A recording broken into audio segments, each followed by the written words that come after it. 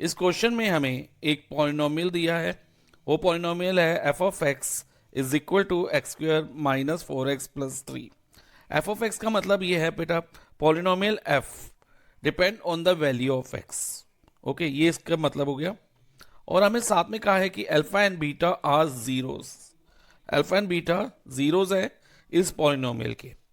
और हमें value find करनी है alpha 4 multiply beta square plus alpha square multiply beta 4। जब भी इस टाइप का क्वेश्चन आता है, जब हमें किसी पॉलिनोमियल के zeros like alpha and beta दिए हो या किसी और वेरिएबल में दिए हो लाइक ए और बी में या पी एंड क्यू में, तब हम क्या करते हैं, हम सम ऑफ जीरोस और प्रोडक्ट ऑफ जीरोस फाइंड करते हैं। सम ऑफ जीरो इस केस में अल्फा प्लस बीटा और product of zero alpha beta रहेगा। और सम ऑफ जीरो और प्रोडक्ट ऑफ जीरो के फॉर्मूला भी होते हैं बच्चे। जैसे सम ऑफ जीरो का फॉर्मूला होगा माइनस बी अपॉन ए और प्रोडक्ट ऑफ जीरो का फॉर्मूला होगा सी अपॉन ए। ये ए बी और सी कहाँ से पता चलेगी हमें? इसके लिए हमें general form of quadratic polynomial known होनी चाहिए। अब जनरल फॉर्म क्या होती है किसी भी क्वाड्रेटिक पॉलिनोमियल की? A x square plus b x plus c. तो ए जो है एक्स स्क्वायर का कोफिशिएंट होता है और बी जो होता है एक्स का कोफिशिएंट होता है और जो सी होता है ना बच्चा, कांस्टेंट टर्म होती है क्वाड्रेटिक पॉलिनोमियल की। तो अब हम सम ऑफ जीरो निकालें, उसका फॉर्मूला क्या है? माइनस बी अपॉन ए। तो पहले हम फॉर्मूले का माइनस लिख लेते हैं। ओके फाइन बच्चा। अब बी क्या रहेगा? बी जो होगा ना हमारा एक्स का कोफिशिएंट, मिडिल टर्म में एक्स का कोफिशिएंट। देखो एक्स के आगे क्या नंबर है? -4। साइन को साथ में लेना, इस बात का ध्यान रखना। तो -4, तो एक तो फॉर्मूले का माइनस आ गया। अब बी की वैल्यू डाल रहे हैं जो -4 है, तो ये हमने वैल्यू डाल दी। और ए एक्स स्क्वायर का कोफिशिएंट, अब देखो एक्स स्क्वायर के आगे कुछ नहीं है तो 1 कंसीडर कर सकते हैं। ओके, तो ए की जगह 1 आ जाएगा। अब देखो बच्चा, ये माइनस माइनस प्लस 4 हो जाएगा अपॉन 1, और 4 अपॉन 1 को हम 4 भी लिख सकते हैं। Why? Because any number divided by 1 number itself होता है, तो 4 अपॉन 1 को हम 4 लिख सकते हैं। अब प्रोडक्ट ऑफ जीरो निकालते हैं जिसका फॉर्मूला है सी अपॉन ए। अब सी क्या है बच्चा? Constant term of the polynomial which is 3, और ए अभी हमने देखा 1 है, तो 3 अपॉन 1 इज इक्वल टू 3। तो product of zero alpha beta हमारा 3 हो गया। अब हमारे पास अल्फा प्लस बीटा 4 आ गया और अल्फा बीटा 3 आ गया। अब हमने जो एक्सप्रेशन फाइंड करना है ना, उसको कॉपी कर लेंगे और उसको हम रिड्यूस करेंगे in terms of alpha plus beta और अल्फा बीटा। जब हम इस एक्सप्रेशन को सॉल्व करेंगे ना बच्चा, तो अपने आप सॉल्व करते करते ही हमारी अल्फा प्लस बीटा और अल्फा बीटा की फॉर्म में आ जाएगा। तो हम स्टार्ट करते हैं सॉल्व करना इसको। देखो बच्चा, इन दोनों में टर्म में क्या कॉमन है?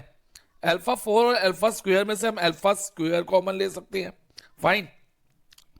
और बीटा स्क्वायर और बीटा 4 में से हम बीटा स्क्वायर कॉमन ले सकते हैं। जब हम कॉमन लेते हैं ना बच्चा, ध्यान रखना कि हमेशा स्मॉलर पावर कॉमन लेना। जैसे अल्फा स्क्वायर और अल्फा 4 में से अल्फा स्क्वायर स्मॉल पावर है ना, तो इसलिए हमने अल्फा स्क्वायर बाहर लिया, और बीटा स्क्वायर और बीटा 4 में से बीटा स्क्वायर लिया। अब ब्रैकेट में क्या रहेगा?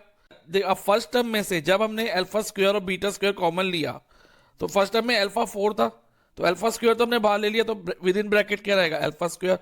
और बीटा स्क्वायर तो पूरा ही बाहर आ गया, तो बीटा स्क्वायर हम नहीं लिखेंगे, प्लस। अब सिमिलरली सेकंड टर्म में अल्फा स्क्वायर तो पूरा ही बाहर आ गया, तो इसलिए अल्फा स्क्वायर नहीं लिखेंगे। और जो बीटा 4 में से हमने बीटा स्क्वायर बाहर लिया ना, तो with in the bracket beta square रह जाएगा। अब जो ये अल्फा स्क्वायर बीटा स्क्वायर को हम अल्फा बीटा होल स्क्वायर लिख सकते हैं, लेकिन ध्यान रखना बच्चा, alpha square plus beta square को alpha plus beta whole square हम नहीं लिख सकते। इस बात का बहुत ध्यान रखना। कई बार बच्चे मिस्टेक करते हैं तो इसको alpha plus beta whole square बना देते हैं, जो कि गलत होता है। अब alpha square plus beta square के लिए हम एक आइडेंटिटी होती है, वो है बच्चा a square plus b square is equal to a plus B whole square minus 2ab। ये आइडेंटिटी आप लर्न कर लेना। ओके, तो ये आइडेंटिटी हम अप्लाई करते हुए इसकी वैल्यू लाएंगे।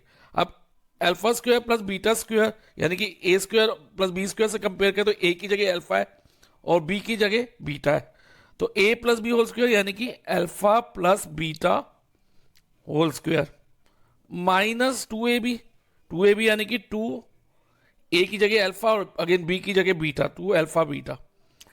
अब हमारे पास ध्यान दो बच्चा, जो एक्सप्रेशन है किस फॉर्म में हो गया? अल्फा बीटा और अल्फा प्लस बीटा की फॉर्म में हो गया।